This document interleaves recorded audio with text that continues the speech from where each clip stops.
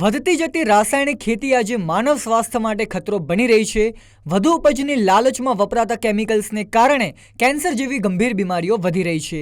ત્યારે તાપી જિલ્લાના એક મહિલા ખેડૂતે આ ઝેરી ચક્રમાંથી મુક્તિ મેળવવાનો માર્ગ બતાવ્યો છે. તાપી જિલ્લાના ઉકાઈ તાલુકાના સિંગપુર ગામના અરવિંદાબેન ગામિત આજે અન્ય ખેડૂતો માટે પ્રેરણારૂપ બન્યા છે. રાજ્ય સરકારના પ્રોત્સાહન અને વ્યારા કૃષિ વિજ્ઞાન કેન્દ્રની તાલીમ મેળવી અરવિંદાબેને માત્ર 1 એકર જમીનમાં પ્રાકૃતિક ખેતી પદ્ધતિથી મોડલ ફાર્મ તૈયાર કર્યું છે. તેઓ કોઈ પણ રાસાયણિક ખાતર વગર મિશ્ર પાક અને કિચન ગાર્ડન દ્વારા વર્ષે દહાડે લાખોની કમાણી કરી આત્મનિર્ભર બન્યા છે.